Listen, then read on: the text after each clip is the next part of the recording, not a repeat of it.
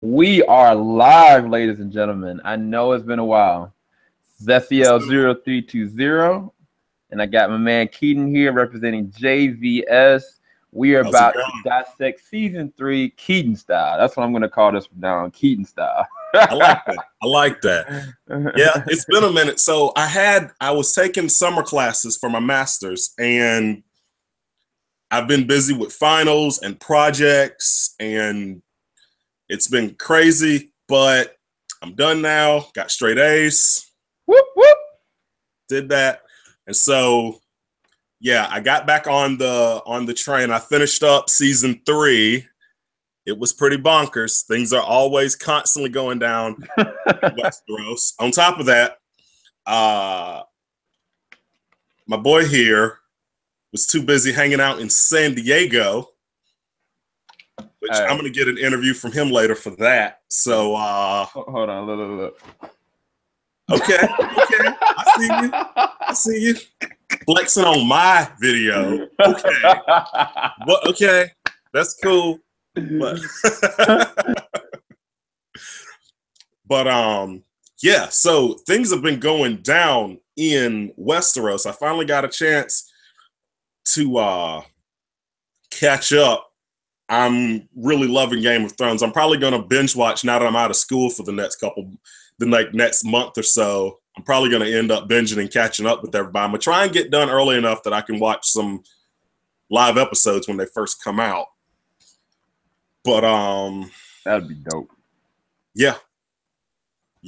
So anything you want to start out with, Sam? Oh, first off, I don't know if you guys have seen it, but Keaton did his reaction to the Red Wedding. There's a couple other reactions that he's going to be getting into for the 4th season that we've already kind of pre-recorded. And I just it's honestly, everybody been waiting on me. Like I've been in San Diego, I've been doing my thing, and Keaton's just ready to keep going. He wanted to keep this fresh on his mind. This is really my L in a lot of different ways. I needed to study for these finals. It was not a game. It was not a game. I needed to get away for a little bit. I did. So I will say the Lord just worked it all out. That now we're here. We're about to get involved. Tonight is Game of Thrones for season 7, and then Keaton's getting to express what he feels about season 3, and then he can progress into season 4. But if you haven't seen his reaction to the Red Wedding, you have to see it. We're going to talk about that in a little bit. Whew. It was quite biblical proportions, and you can go to the description right now, and you can check out the link is featured for the Reigns of Kashmir, and I think it's like right now close to like 1,400 in views. So congratulations to Keaton on that one, because that was beautiful. Like in so many different ways. Like his wife showed up to comfort him. It was just a lot. It was emotional. It was emotional for me. But so I'm gonna leave the floor for Keaton so he can open up about what he really thought about season 3 and how it started to how it ended. I guess that's a good way of going with it. So season 3 just took everything and just took the bar to another level, because like at the end of season 2, you got like a giant battle with wildfire and everyth's going down, and I'm like, wow, so I guess things are going to be a little bit calmer now. But I was wrong. I should have never thought that, especially when people were warning me about the Red Wedding all along, which, by the way, I didn't see coming, because I thought the name of the episode was The Red Wedding. Was not ready. So I'll start off at the Wall. We got White Walkers. They're killing people and marching. Jon Snow just joined the Wildlings because, well, I guess he pretty much had to. They were going to kill him if he hadn't. He joins the Wildlings. This fine redhead is like, yo, what's up? And he's like, well, I got to be in character, so I guess we got to smash. And I'm like, hey, can't blame you. I would do it too. Which, by the way, that actress is on the 4th season of Luther. She's on the 4th season. She popped up out of nowhere. Wait. She's on the 4th season of Luther? Really? I haven't seen the 4th season. Yeah. She shows up at the very beginning. And so I had seen her before. So yeah, he's rolling with the Wildlings, who are like a ragtag a ragtag team of people. You got like the dude from Pirates of the Caribbean with the fake eye. He can talk to animals. He can see through animals. That's pretty crazy. The guy they're being led by, the king of the wildlings, he's like Aberforth Dumbledore. He showed up out of nowhere, so he's in there. I got and then I can't remember his name. He's really cool though. I like him. He has this huge, thick red beard. I cannot think of his name, but I love him. And yeah, one of the wildlings, right? Yeah. And so Snow's with the wildlings. He's smashing. He's changed his outfit, but all along he knows, he's like, I'm still with the Night Watch. Like I ain't turning on my boys. That all goes bad because eventually it gets to this point where they're about to kill some innocent people. They end up killing the innocent people. Jon Snow turns on them. He kills the dude with the crazy eye that had turned that never trusted him in the first place. But right before he kills him, he jumps into an eagle's head. So I'm wondering to myself, I'm like, okay, that didn't happen for no reason. Eventually, he's gonna come back and peck some eyeballs out.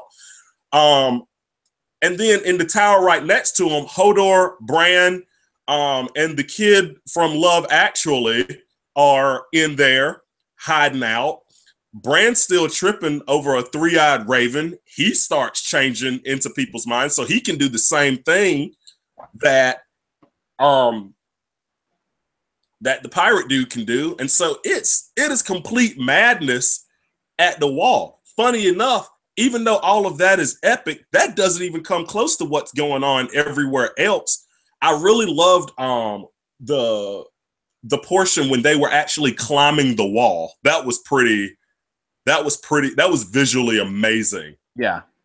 That was visually amazing. So moving on from the wall and Bran, and like I said, Bran is tripping because at this point now they're just running, they're trying to run away from people. But I think near the end of the season, they decide, no, we need to go beyond the wall. And I'm like, Jesus Christ. They keep missing Jon Snow by like that much. It kind of reminds me of like in Fievel Goes West when Tiger and Fievel both think they see a mirage and they walk right past each other. Like that's how it felt because they were so close to each other and yet still just completely missed each other.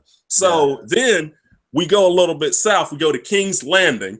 That's getting nuts. Tyrion is upset because he has this overly badass scar on his face.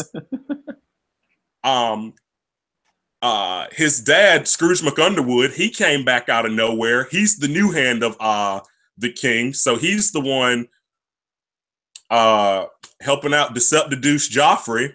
But he does make Tyrion the like a financial advisor. But it doesn't stop there. He's like, we're going to take control of everything we can. So Tyrion, you're going to marry Sansa. When that happens, Cersei is too busy laughing to overhear that she has to marry Iron Fist, who just happened to love men. Meanwhile, Sansa is distraught because she wanted to marry Iron Fist, but didn't know that he liked boys. And so, once again, Sansa has no idea what she's doing. Cersei is upset, and Marjorie, who I have nicknamed Boss Bae, comes over and she's like, hey, Cersei, I guess we're going to be sisters now. And Cersei threatens the ever-living hell out of Marjorie. And all Marjorie does is smile through it. The only one that I think might be, the only lady on the show I think might be as real as Marjorie right now on that diplomatic level might be Marjorie's grandma, who I strive to become in old age. I do. She is everything to me. Gosh. So yeah, all of that is going on, which by the way, that actually goes down. Tyrion actually marries Sansa, like that happens. I did not see that coming. And so speaking of King's Landing, they still don't know where Jaime is. And so now throughout Westeros, there's 2 buddy cop movies going on. I call them 2 buddy cop movies because, okay, so you got Jaime and Brienne of Tarth. She's really awesome. I love her. They're rolling around together. And then on the other side of that, you got another buddy cop movie. You got the Hound and Arya Stark. Yes. Who I'll get back to Arya soon. I remember my Batman comment from my season 2 review, and by the end of this season, now I feel like I'll get back to it. So yeah, so Jaime's rolling around with Brienne. Brienne decides not to kill a guy after Jaime told her to. The guy ends up ratting him out. They get caught. Jaime gets his hand cut the hell off. Was not prepared for that. It happened so quick too. Yeah. Gets his hand cut off by a guy named Locke who works for Roose Bolton, someone who I've never trusted from the moment they first showed him. I'm sorry, guys. I'm forgetting to breathe. This show does things to me. So that happens. They make Brienne fight a bear. Jaime jumps in, saves her. So now we got one-armed Jaime versus Grizzly Bear. Oh yeah, that's normal, right? Welcome to Game of Thrones, where literally anything goes. Exactly. Like seriously, I don't even think anyone had to fight a bear back when Celebrity Deathmatch was coming on TV. They did. Like holy shit, pardon my French.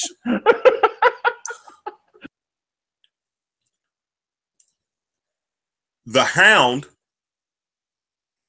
he kills a guy, because he goes through trial by combat. He kills a guy. That guy immediately comes back to life because I keep forgetting that. Oh yeah, I guess magic is actually a thing. Come to find out, that guy has like a priest who has powers and stuff, kind of like that crazy redhead who birthed the Shadow Realm at the end of last season. So like it is madness. I do not like this show. I had no idea. People kept begging me, Keeden, you got to watch Game of Thrones. Keeden, you got to watch Game of Thrones. I guarantee you, if you had started off with, hey, Keeden, there's a chick that bursts the Shadow Realm, I would have been like, oh, well, you could have just opened with that. Oh, man. So, yeah. The Hound is rolling around with Arya. He's going to take her over and try and trade her to the family because Robb Stark and his mom are all going to where I can never remember the guy's name. Filch from Harry Potter. Yeah. Frey. Lord Frey. They're there, so that's where he's heading with her. Jaime Lannister saves Brienne, and then he gets to go back to King's Landing. Brienne goes with him back to King's Landing. Now he has one hand. That's nuts.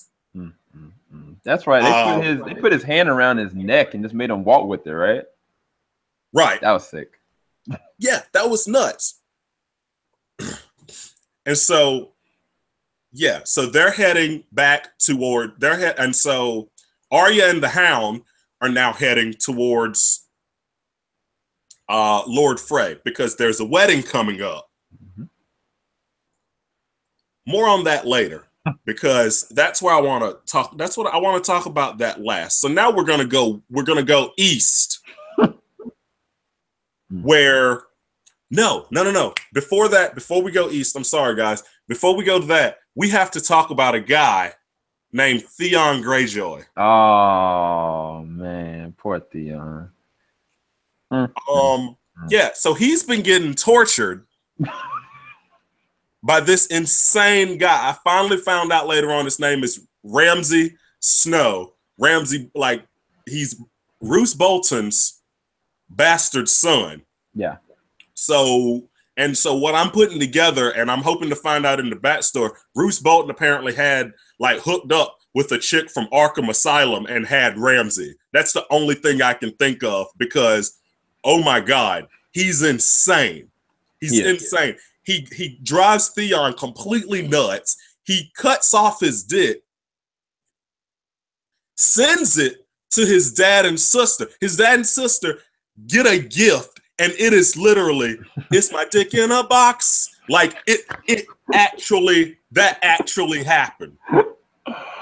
Oh, that man. literally happened. So yeah, Theon's struggling right now. Ramsay Bolton is just like a maniac. He is. Who just enjoys torturing people. Kind of feel bad for Theon. He did Robb Stark and the guys at Winterfell pretty dirty. He did them pretty damn dirty. You got to feel bad for anybody that loses their genitalia, though. That's rough. Yeah. That's rough. That was terrible. Like there was something happened. He was like still torturing them. He was sitting there with like a sausage and sitting there just jiggling around after he had did it. And he sits there and proceeds to eat in the sausage and like having these women flaunted around him. And I was just like, this man is a psychopath. I don't know. Complete psycho. Like, have you seen the show The Misfits on Hulu yet? I have not. It's on my watch list though. He is on that, right? Oh Lord. He is the complete opposite. Like he is the nicest, shyest little kid you'd ever know. And it's kind of like, I was like, wow, this man's a good actor. Like he legit immersed himself into that. Like Ramsay Snow is sick. It's always fun when that happens because like the first thing I saw Theon Greyjoy in was in John Wick. So the moment he showed up in Game of Thrones, I was already like, I don't like you. I already don't like you. No, I really don't. And he's slowly becoming the character that he was in John Wick. But now he jumped past that because, well, dick in a box. But so yeah, that's all going down. He gets driven crazy to the point he gets renamed as Reek because he's so mentally screwed. Nope. And so yeah, I'm trying to figure out right now who's the craziest person in Westeros. Is it Ramsay Bolton or is it Deceptadouche? Is it Joffrey? Because one of the last things I see Joffrey do, he ties up a prostitute to his bed and just shoots her with a crossbow 12 times. Yeah. No reason. He just wanted to. Like, Like, every time I'm like, oh yeah, Joffrey can't get any crazier. Wrong. Wrong. That kid's a hell of an actor. He is. And I hope to see him in other stuff. Because he plays that role to a fault. Like, if I ran into him at a bar somewhere, I'd be afraid.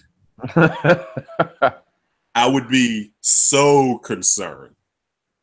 So anyway, let's move east, where Daenerys and her band of misfits are on an Emancipation Proclamation tour.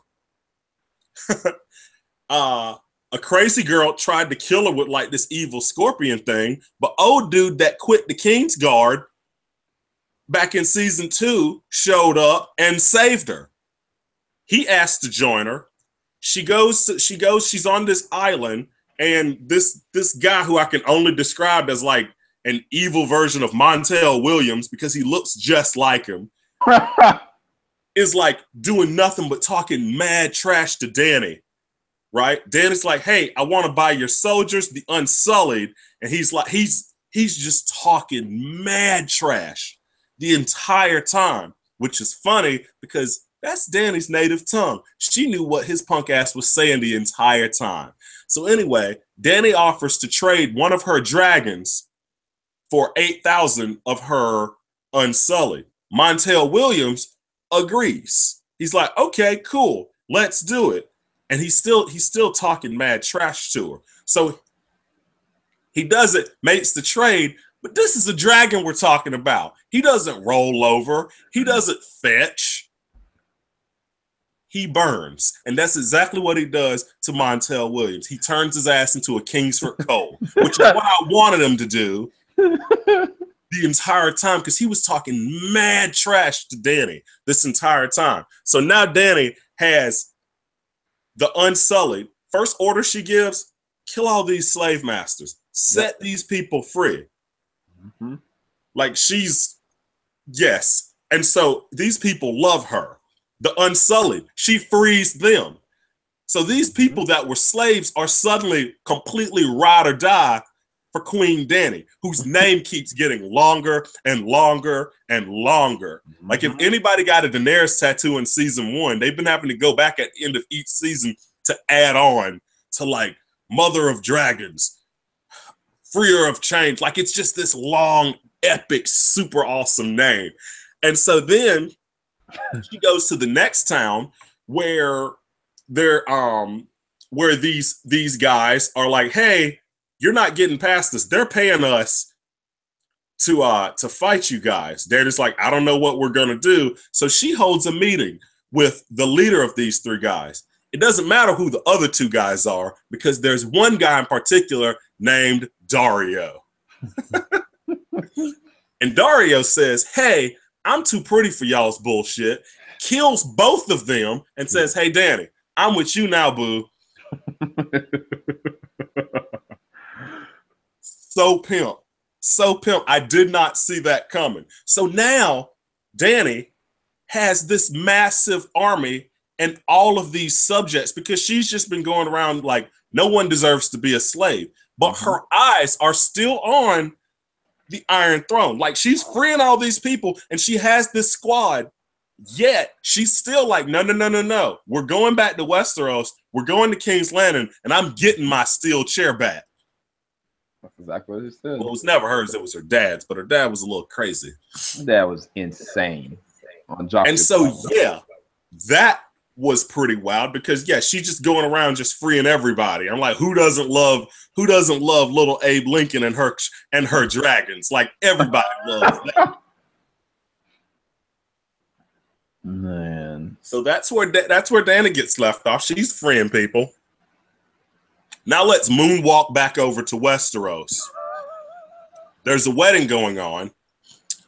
Robb Stark went behind Filch's back and married himself a beautiful nurse. Now, granted, she is very, very beautiful. She is gorgeous. She is. I cannot fault him for that. And so because of that, he's like, hey, my uncle will marry one of your daughters. And Lord Frey's like, okay, that's cool. I was kind of surprised, because I'm like, wow, you accepted that really, really well, all things considering. Yep. So they're all at this wedding. The uncle, he's happy because it was actually a pretty cute daughter. He was really concerned about that. He actually ended up getting him like a 8 or 9 out of 10. She was pretty cute. Whatever. That doesn't matter, because the moment that he gets walked out where they're about to consummate everything, Oh, God. a very specific song starts playing as the doors are closed. The Rains of Castamere. Very beautiful song. I got to finish my scotch on that one, because this is when it gets kind of real.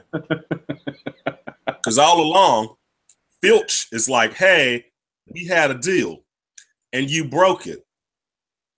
Catelyn, who's been chit-chatting nonchalantly with Roose Bolton this whole time, and Roose suddenly seems extremely normal. Like Roose was having a legit, complete, cool conversation. All of a sudden, Catelyn pulls up the sleeve and sees Roose is wearing body armor. Why do you need body armor at a wedding? That's sketchy. She realizes between that and the song playing, oh snap. Also, backtrack, right before that, Robb Stark's new wife tells him, oh, by the way, I'm pregnant. It's a boy. Let's name him after Sean Bean. Ned. Why would anyone do that? Why would you name your kid? Like, if I have a kid, I'm not going to name him after a single Joss Whedon character while the show is still going on. Like, that's a horrible idea. Oh. What? You're going to name your kid Ned Stark? Okay, that's cute. That's adorable. Let's see how long the kid will live. I actually said that as I was watching.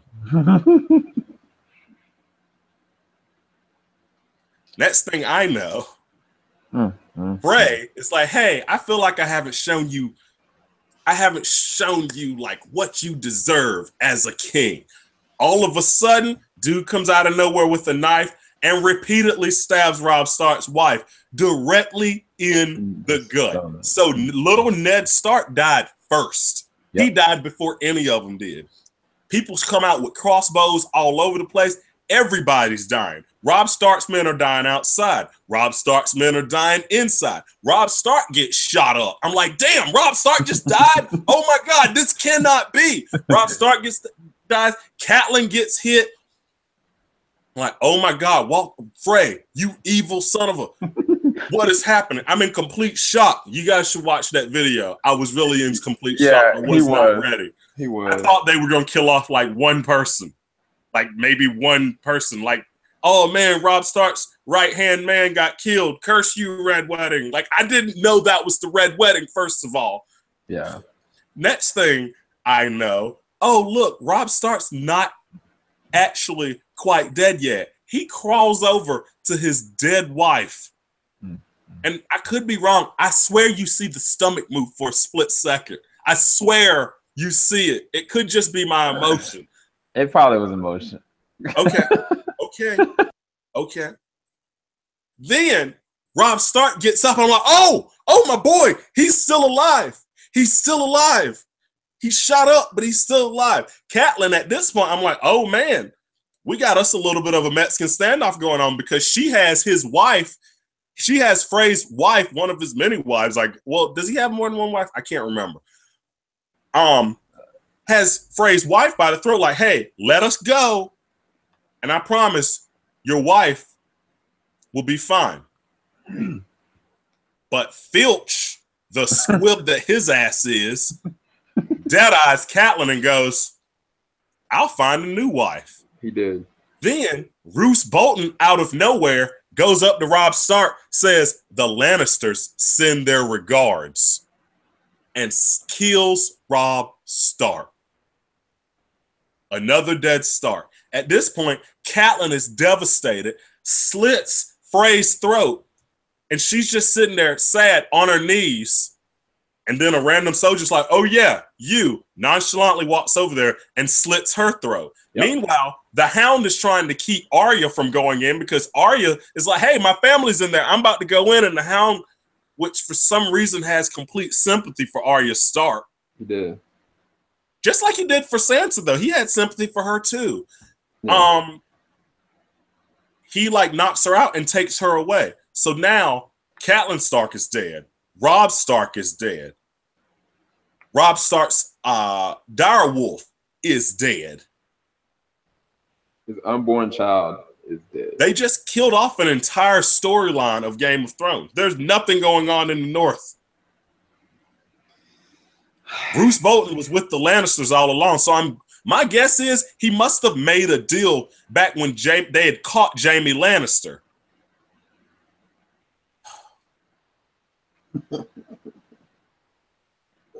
And so, yeah, that was season 3.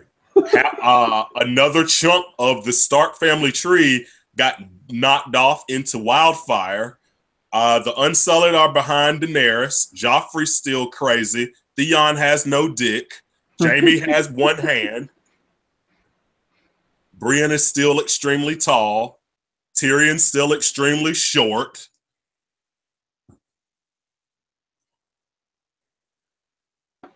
Jesus. Oh, my friend. It's the funny thing is hearing you like reiterate everything that happened. I feel for you because you have yet to see anything yet. And I know that sounds crazy and overwhelming. How can you say, tell me that after I've watched The Red Wedding, I still have seen nothing? Oh. You ain't seen nothing yet. I mean, I know everybody in the chat that's already seen everything Game of Thrones. You guys know what I'm talking about, but this is just interesting to watch you go through this whole process because, man, you are going in deep, my friend. You were going in so deep. That was an amazing recap. I'm glad you're still coherent because that was a lot to digest. There was so much that always happens in these seasons. I got any questions, Sam? you actually really do. I'm still compiling this list. This is the first to just a friend waiting to catch up. So I'm gonna give you the first question. Let me write this out real quick. So the first question comes from Nas Hadidji, Hadgjj. I'm not sure how to pronounce that, but who is Keaton's favorite character now? My favorite character, if I had to go with the favorite character at the moment,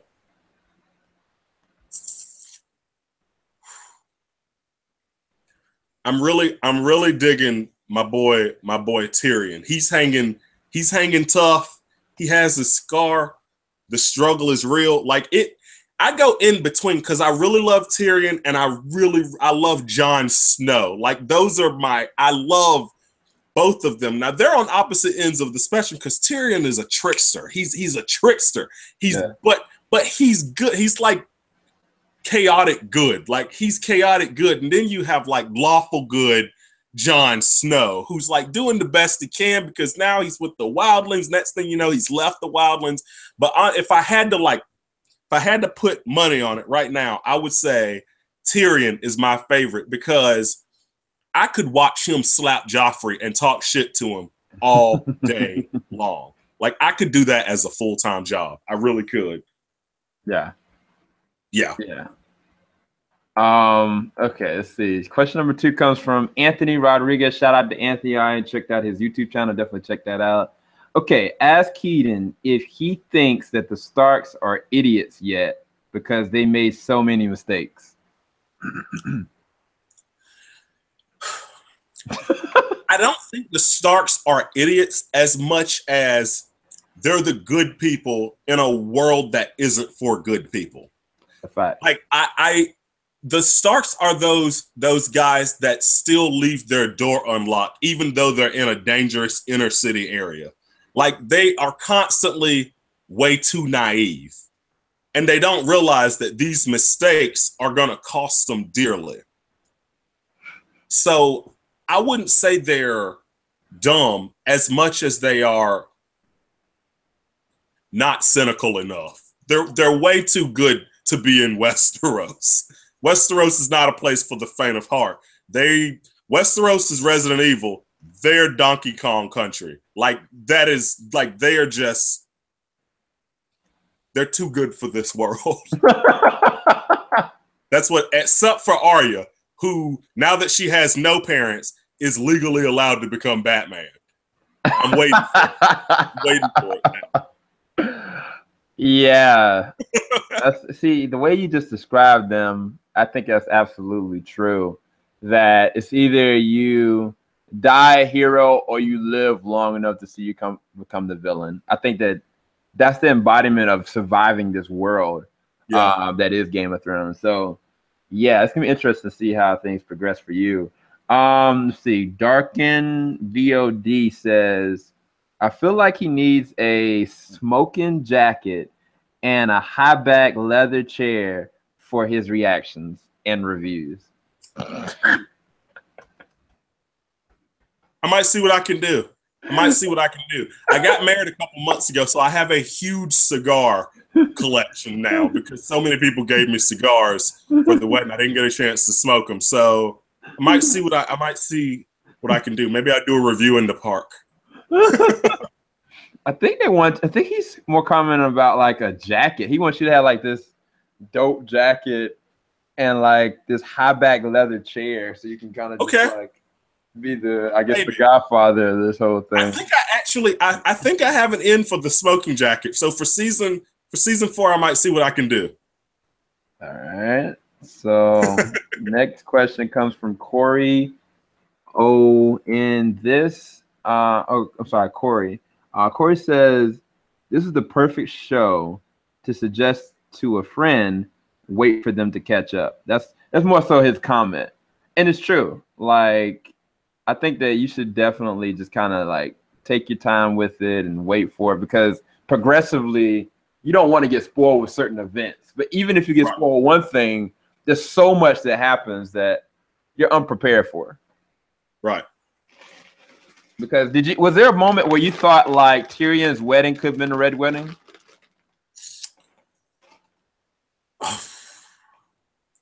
So I didn't think it was gonna be. I did not think it was gonna be Tyrion. So I didn't know whose wedding it was gonna be, because the thing is, like, I don't know, like, because I know people keep saying, "Oh, no one's safe in Game of Thrones," but every time I see like certain people, I'm like, wow, the show wouldn't even really be good without them on it. Like, certain people's like, oh wow, they're so nice, you hope they don't get killed off. And then there's people like Tyrion. It's like, wow, he's kind of like this show's Daryl from The Walking Dead. Like, you kill him, I'm done. And so when I saw it at their wedding, I didn't see anyone with a motive. Robb Stark's not evil enough to pull anything evil off at their wedding. I think he was already dead by then. Because Joffrey's evil ass said he was going to give her brother's head to Sansa at the wedding. Yep, he did. And so I didn't see anything, like, there was no motive there. Mm-hmm. I mean, even Reigns of Castamere caught me off guard. I didn't think there was motive there, but Jesus, was I wrong? All right. So I think this is the last question. And it's a comment and a question. It's from Rhythmic Reflections. He stated he hasn't seen anything yet. That's a statement. And then he has a question.